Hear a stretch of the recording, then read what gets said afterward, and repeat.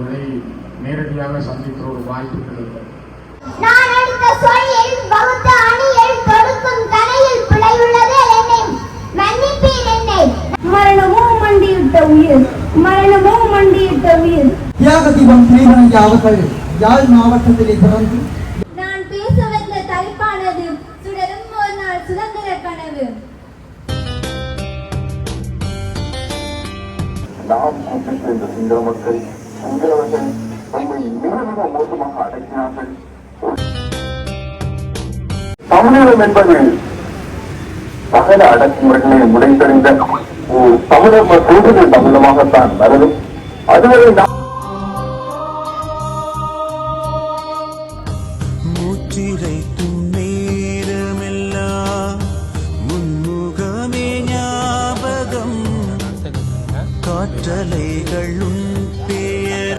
ஆயுதங்களை ஒப்படைப்பதற்கு முன் சிங்கள மக்கள் எவரும் இங்கு சுதந்திரமாக நடமாட முடியாது.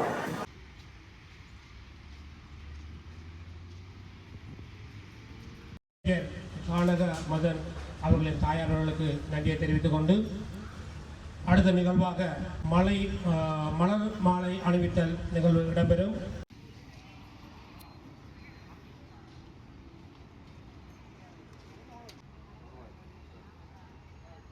மாவீரர் ஈகே மாறன் அவர்களின் சகோதரர் கௌரவ உறுப்பினர் செல்லத்துறை நிமல்காந்த் அவர்களுக்கு நன்றி தெரிவித்துக் கொண்டு அடுத்த நிகழ்வாக மண்மீட்பு போரில் தங்களை ஆகுதியாக்கிய மாவீரர்களுக்கும் அதன்பால் கொல்லப்பட்ட அத்துணை மக்களுக்குமாக அகவணக்கம் ஒரு நிமிட அகவணக்கம் செலுத்துவோம். நிறைவு செய்து கொள்வோம்.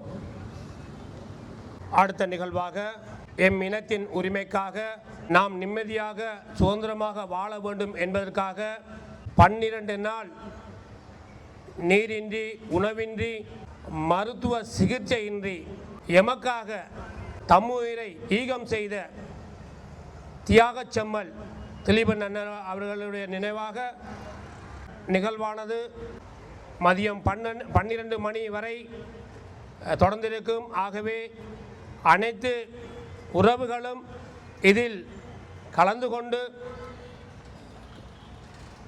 எங்களுடைய தியாகச் செம்மல் திலீபன் அண்ணாவின் நிகழ்வை சிறப்பிப்பதற்கும் இந்த நிகழ்வின் ஊடாக எம்முடைய இளம் சந்ததிகளுக்கு நாங்கள் இதை கடத்தி செல்வதற்கு நாங்கள் அனைவரும் ஒன்றிணைந்து செயற்பட வேண்டும் என்று கேட்டு அடுத்த நிகழ்வாக வரிசை கிரமமாக வந்து மலர் அஞ்சலியை செலுத்துமாறு கேட்டுக்கொள்வதோடு கௌரவ நாடாளுமன்ற உறுப்பினர் ஜால்கிளி நாடாளுமன்ற உறுப்பினர் சிவஞானம் ஸ்ரீதரன் சார் அவர்களை ஆரம்பித்து வைக்குமாறு கேட்டுக்கொள்கின்றோம்.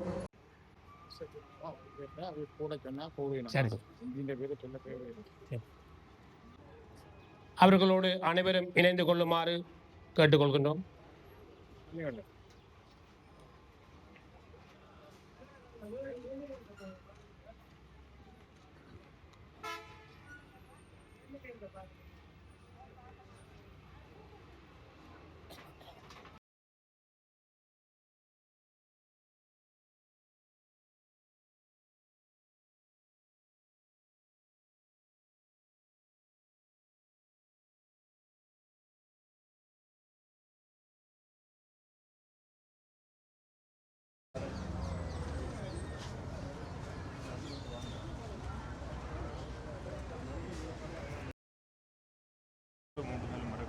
சந்தை விழுந்தோண்டல்ல போவோம் பிடிச்சிக்கிறதுக்கு அவரை மூளை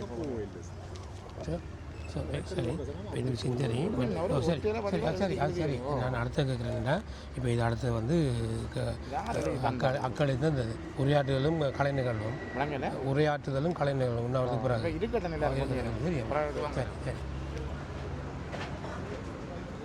இந்த கலை நிகழ்வுகள் வரிசையில் இப்போ 10 தானே அந்த நிகழ்ச்சி அதில் சிறப்புரைகளில் பேரோட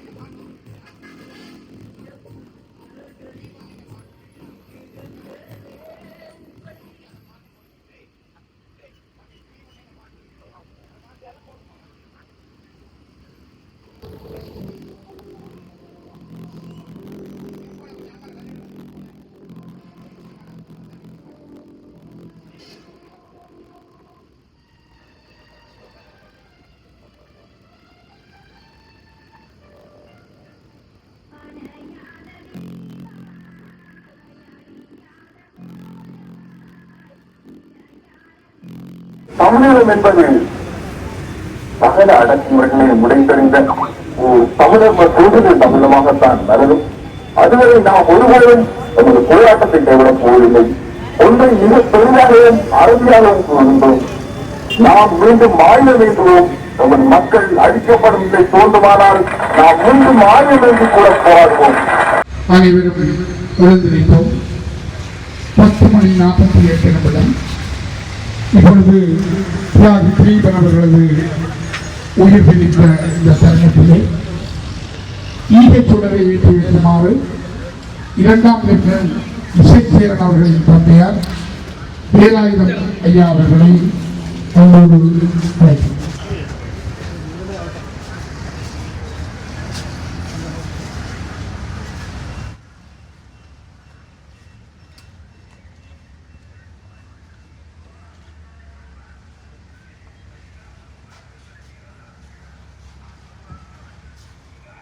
அதனை அடுத்து தியாகத்தின் திலீபன் அவர்களுக்கு மலர் மாலையினை அறிவிக்குமாறு கௌரவ பாராளுமன்ற உறுப்பினர் சிவஞா ஸ்ரீதரன் அவர்களை அப்போது அழைக்கிறேன்.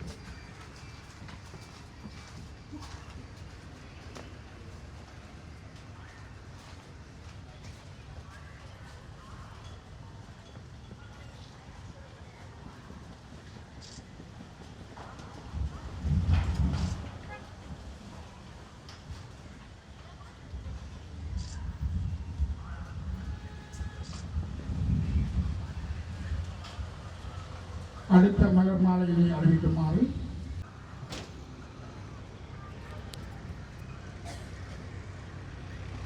கிடந்த எங்களுடைய தியாக தீபம் திலீபன் ஐயாவின் பாதார விந்தங்களை பணிந்து கொண்டு என்னுடைய உரையினை தொடங்குகின்றேன்.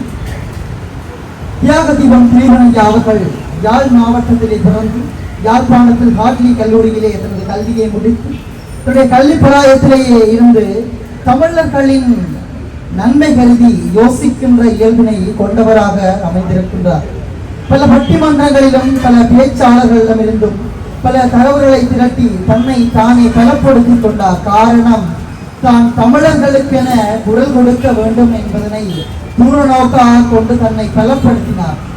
அதே போன்று தன்னால் எவ்வளவு தூரம் இந்த தமிழ் சமுதாயத்தை மேம்படுத்த உயர்த்துவதற்கு என்னென்ன பணிகளை செய்ய முடியுமோ அத்தனை பணிகளையும் செய்தார்.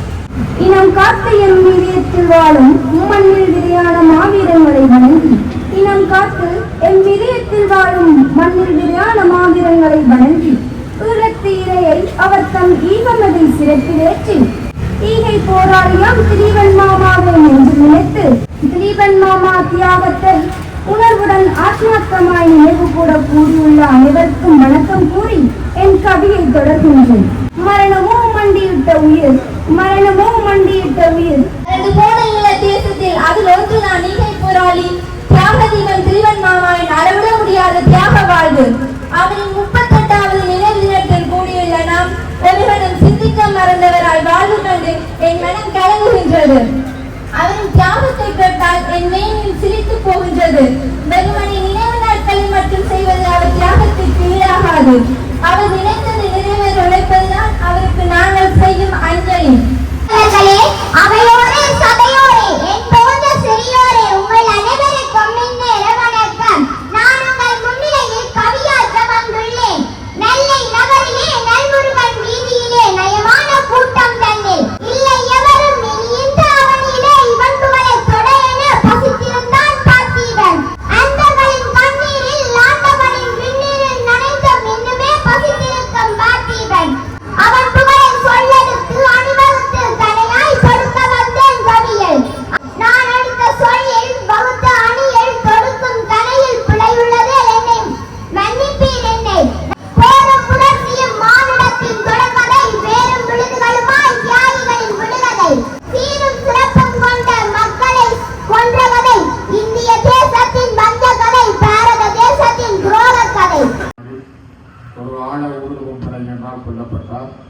அனைவரையும் இந்த நாளிலே நினைவிலே கொண்டு எங்களுக்காக வாழ்ந்த ஒவ்வொருவரையும் நாங்கள் இந்த இடத்திலே நினைக்கிறோம்.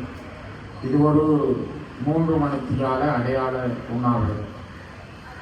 265 மணித்தியாலங்கள் தொடர்ந்து 12 நாட்கள் நீராகாரம் கூட அருந்தாது தன்னுடைய உயிரை இந்த மண்ணுக்காக ஆகுதியாக்கிய தியாகச்சூடர் அண்ணன் திலீபன் அவர்களை நாங்கள் ஒரு 3 மணி நேரங்கள் தான் இந்த இடத்திலே அமைதி காத்து நினைவு கொள்ளுகின்ற நேரம்.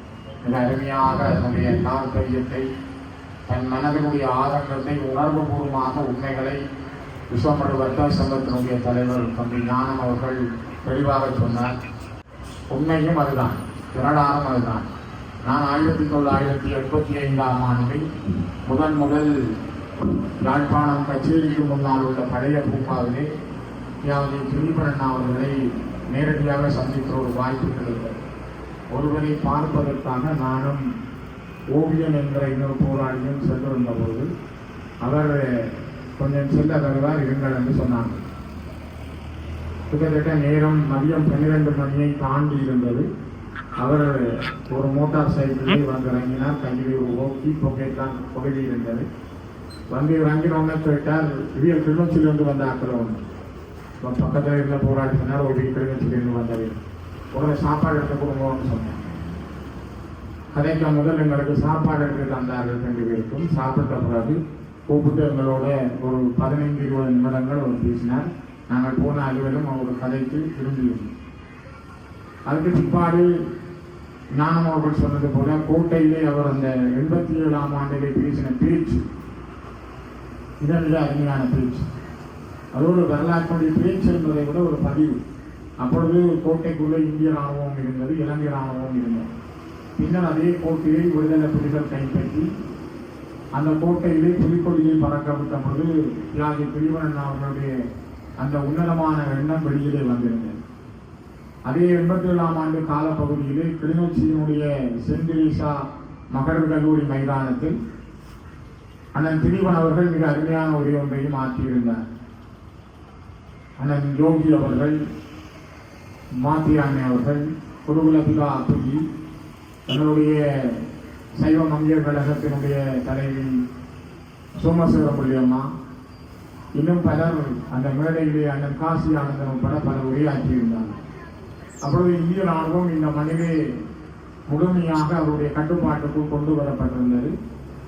இங்கே ஆனந்த் சங்கரியா அவர்கள் இருக்கிற அந்த காணியிலே முழுவதுமாக ஆயுத குழுக்கள் நிரப்பப்பட்டிருந்தது. கிளிநொச்சி மாவட்டத்தினுடைய விடுதலை புலிகளின் ராணுவ தளபதியாக இருந்த கிரீசி அவர்கள் தலைமையில் சென்ட் தெரீசா பகுதி முழுமையான பாதுகாப்பு ஏற்பாடுகள் செய்யப்பட்டிருந்தது. தமிழீழ விடுதலை புலியுடைய அரசியல் துறை பொறுப்பாளர் திலீபன் அவர்கள் மிக காத்திரமான உரையாற்றியிருந்தார். அவரோடு அண்ணன் யோகி அவர்களுடையும் அந்த அருமையான உரையாக அன்றைய காலம் அமைந்திருந்தது. ஏன் இந்த ஒப்பந்தம், இலங்கை இந்திய ஒப்பந்தத்தினுடைய லாபம் என்ன, யாருக்கு இதனால் நன்மைகள், நாங்கள் என்ன துயரங்களை இதனால் சந்திக்க போகிறோம், எங்களுக்கான எவ்வாறு எங்களை இதனை மாற்றி வைத்திருக்கிறார்கள் என்ற விடயங்களை எல்லாம் மிக தெளிவாக யோகி அண்ணே அந்த மேடையிலே சொல்லியிருந்தார். ஆகவே இது ஒரு வரலாற்றினுடைய மிகப்பெரிய பதிவுகளாக அந்த காலங்கள் இருந்தது. தியாகி திலீபன் அவர்கள் மிக மென்மையான மனம் கொண்டவர். யாழ்ப்பாணம் இந்து கல்லூரியினுடைய புகழ்பூத்த ஒரு மாணவர். கடந்த 2 ஆண்டுகளுக்கு முதல் யாழ்ப்பாணம் இந்து கல்லூரி 100ஆண்டில் சிறந்த ஒரு மாணவனாக தியாகி திலீபன் அவர்களை தெரிவு செய்திருந்தார். நீங்கள் எல்லாரும் அறிந்திருப்பீர்கள். யாழ்ப்பாண இந்து கல்லூரியினுடைய 100ஆண்டிலே அந்த 100ஆண்டு வரலாற்றில் சிறந்த மாணவராக தியாகி திலீபனை தன் கல்லூரி பிள்ளையை யாழ்ப்பாணம் இந்து கல்லூரி என்ற தாய் பிரசவித்திருந்த அந்த பிள்ளையை தெரிவு செய்திருந்தார். இது முக்கியமான வரலாற்றினுடைய ஒரு கடன், மிகப்பெரிய அடையாளம். இதை நாங்கள் இருக்கிற பொழுது அந்த திலீபன் அவர்களுடைய உரையை நீங்கள் கேட்டிருப்பீர்கள். சாதாரணமான கோரிக்கைகள், பாடசாலைகளிலே இருக்கிற இராணுவ முகாம்களை அகற்ற வேண்டும், சிங்கள குடியேற்றங்களை உடனடியாக நிறுத்த வேண்டும், இயல்பு வாழ்க்கையை உருவாக்க வேண்டும், எங்களுடைய மக்களுடைய அரசியல் செயல்திட்டங்களை முன்னெடுப்பதற்கான தடைகள் இருக்கக்கூடாது. இந்த சாதாரண கோரிக்கைகளை முன்வைத்து தொடர்ந்து 12 நாட்கள் உண்ணாவிரதம் இருந்த பொழுது அந்த நேரம் இந்தியாவினுடைய தூதுவராக இருந்த டிக்சித் போன்றவர்களுடைய அசண்டையாலும் அவர்களுடைய மமதையாலும் நான் எங்களுடைய அண்ணன் திலீபன் அவர்களுடைய மரணம் சம்பவிப்பதற்கு காரணமாக இருந்தது. அது மிகப்பெரிய கொடூரமானது. அந்த நேரம் தலைவர் சொன்னது போல இந்தியா தன்னுடைய இளைஞர்களை தெரிவித்திருந்தாலும் அவருடைய சாவுக்கு இந்தியாவும் ஒரு காரணமாக இருந்தது. அமைதி காக்கும் படையாக இந்த மண்ணுக்கு வந்த இந்தியா அந்த திலீபனுடைய மரணத்தை தடுத்திருக்க வேண்டிய பொறுப்பு அவர்களிடம் இருந்தது. அந்த பொறுப்பை ரமேஷ் பண்டாரி மற்றும் தீட்சித் போன்றவர்கள் சரியான முறையில் அணுகவில்லை என்பதை அவர்களே பிற்பட்ட காலங்களில் சொல்லியிருக்கிறார்கள். தீட்சித் அவர்கள் எழுதிய தன்னுடைய புத்தகத்தில் கூட அவர் மிக தெளிவாக சொல்லுகின்றார், நாங்கள் தவறு விட்டிருக்கிறோம். தனக்கும் இராணுவத்துக்கும் இடையில் கூட இந்திய இராணுவ தளபதிகளுக்கும் இடையில் தொடரவில்லை. அசைன்மெண்ட் ஆஃப் ஸ்ரீலங்கா அவர் எழுதிய புத்தகத்தினுடைய பெயர் அசைன்மெண்ட் ஆஃப் ஸ்ரீலங்கா என்கிற தீட்சித் எழுதிய புத்தகத்தில் அவர் மிக தெளிவாகவே சொல்லுகிறார், நாங்கள் அவற்றை தடுக்க முடியாமல் இருந்தோம்.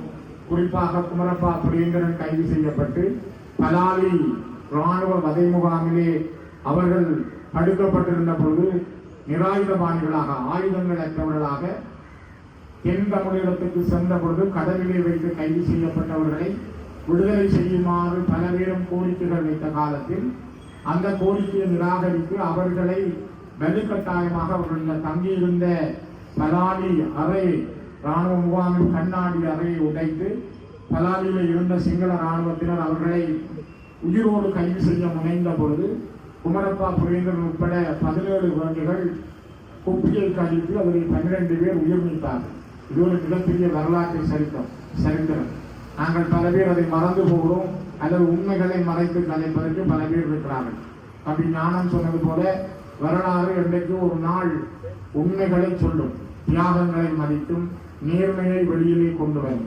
அவ்வாறான அந்த குமரப்பா புரேந்திரன் அவருடைய மரணம் தடுக்கப்பட்டிருக்க வேண்டும். அமைதி படையினுடைய காலத்தில் தடுக்கப்பட்டிருக்க வேண்டும். இந்தியாவுக்கு மிகப்பெரிய ஒரு தவறாக அது அமைந்திருந்தது. ஆனால் அந்த நேரத்திலே தீட்சித் தன்னுடைய வரலாற்றை அசைன்மெண்ட் ஆஃப் ஸ்ரீலங்காவில் எழுதுகிறார். தன்னால் அதை தடுக்க முடியாமல் போனது துரதிர்ஷ்டவசம். அதே போல கரிகணன், இந்திய ராணுவ தளபதியாக இருந்த கரிகணன், வீர கேர்னல் கரிகணன், அவர் இந்திய ராணுவ தளபதியாக இங்கு அந்த 2 ஆண்டுகள் பணியாற்றியவர். நல்ல ஒரு ராணுவ ஆய்வாளர். அவர் வீரகேசரியிலே எழுதிய கட்டுரைகளிலே சொல்லுகிறார், விடுதலை புலிகளை இழந்தது, தலைவர் பிரபாகரனை இழந்தது வரலாற்றிலே நாங்கள் இந்தியாவுக்கு ஒரு தவறாக நான் கருதுகிறேன். ஏனென்றால் அவர்களை சரியாக கையாள முடியவில்லை, நாங்கள் அவர்களை சரியாக அடையாளப்படுத்த முடியவில்லை, அது நாங்கள் விட்ட தவறு என்று அவர் சொல்லுகின்ற அந்த செய்திகள் அவர்களிடமிருந்தே வந்தது. ஆகவேதான் வரலாறு இப்போது உண்மைகளை சொல்ல தொடங்கி இருக்கிறது. வரலாறு பல பக்கங்களை வெளியிலே புரட்டி தருகிறது. இதைத்தான் ஞானம் மிக தெளிவாக சொன்னார். நாங்கள் வீண்பூன தியாகங்களை செய்தவர்கள் அல்ல. 60,000க்கு மேற்பட்ட போராளிகளுடைய உயிர் மாவீரர்களாக இந்த மண்ணிலே இருக்கிறது என்றால் அந்த உயிர்கள் ஒவ்வொன்றுக்கு பின்னால் இருக்கிற ஆயிரம் பெருமதியற்ற அந்த மிக பெருமதியான உயிர் தியாகம் என்பது உன்னதமானது.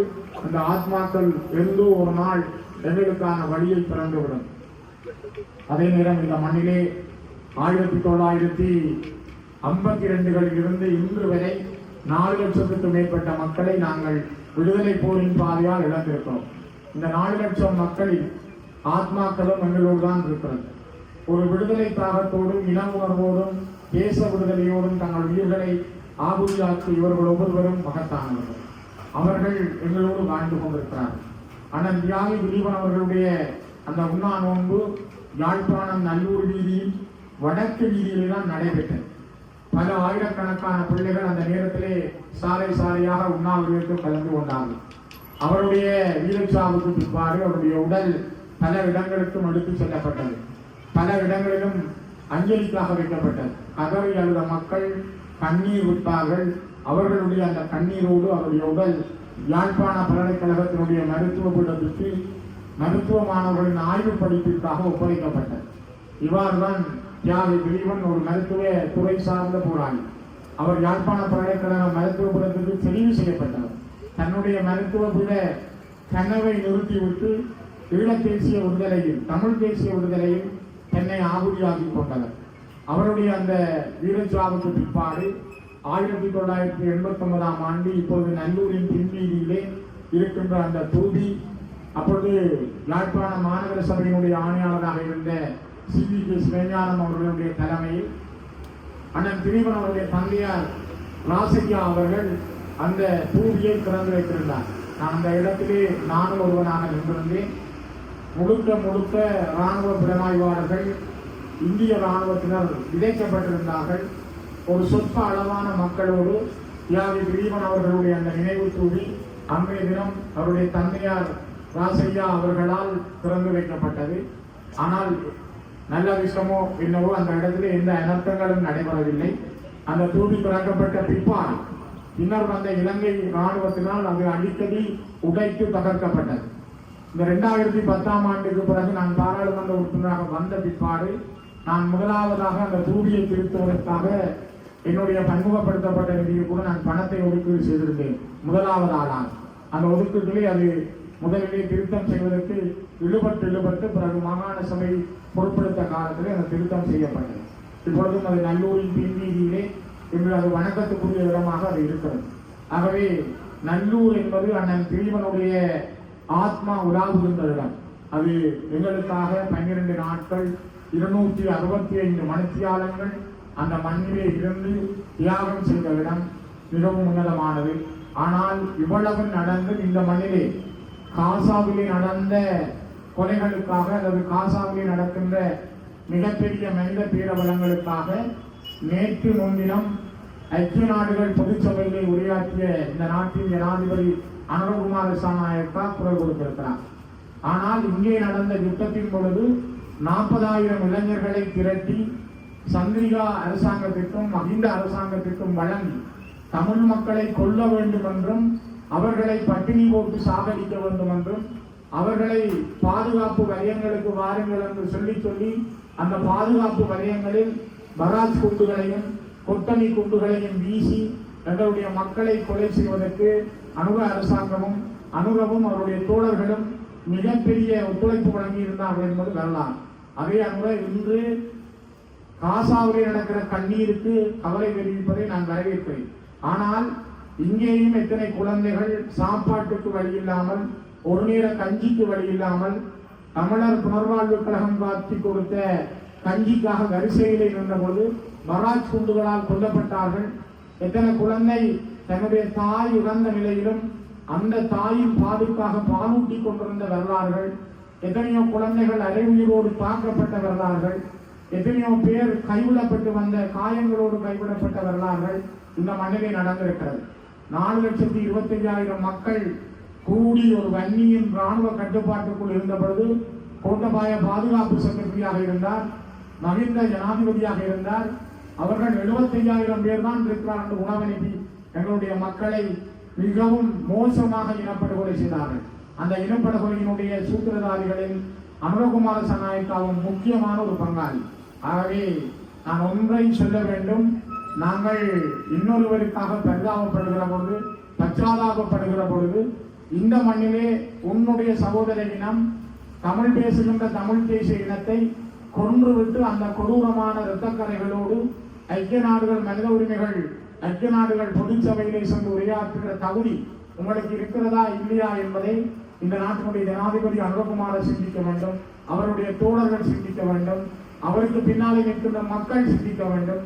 ஆகவே அண்ணன் தியாகி திலீபனுடைய அந்த உன்னதமான எண்ணங்கள், எங்கள் மக்களுடைய நியாயமான கோரிக்கைகள், எங்களுடைய மக்கள் உயிர் தியாகம் செய்து இந்த மண்ணிலே போராடிய எண்ணங்கள் நிச்சயமாக எங்களுக்கு பலிக்கும். அது நான் இருக்கலாம், இல்லாமல் போகலாம். தம்பி ஞானம் சொன்னது போல நாங்கள் இல்லாமல் போகலாம். ஆனால் வரலாறு கடந்தும் இந்த மண்ணிலே அந்த விடுதலை நீடிக்கும், பிறக்கும். அது இன்று பேசிய குழந்தைகளை நீங்கள் பார்த்திருப்பீர்கள். இன்று உரையாற்றிய, கவிதை படித்த ஒவ்வொரு குழந்தைகளுடைய மனங்களிலும் அண்ணன் திலீபன், 1000 மாவீரர்கள், இவருடைய எண்ணங்கள் இருக்கும் வரை எங்கள் தேசம் நிமிர்ந்து நிற்கும். அது தமிழ் தேசிய விடுதலையோடு சேர்ந்த ஈழத் தேசிய விடுதலையில் தன்னுடைய மகத்தான பங்கை என்றும் அளிக்கும் என்ற அந்த நம்பிக்கையோடு அண்ணன் தியாகி திலீபன் அவர்களுக்கு மீண்டும் தலை சாய்த்து விடைபெறுகிறேன். நன்றிகள்.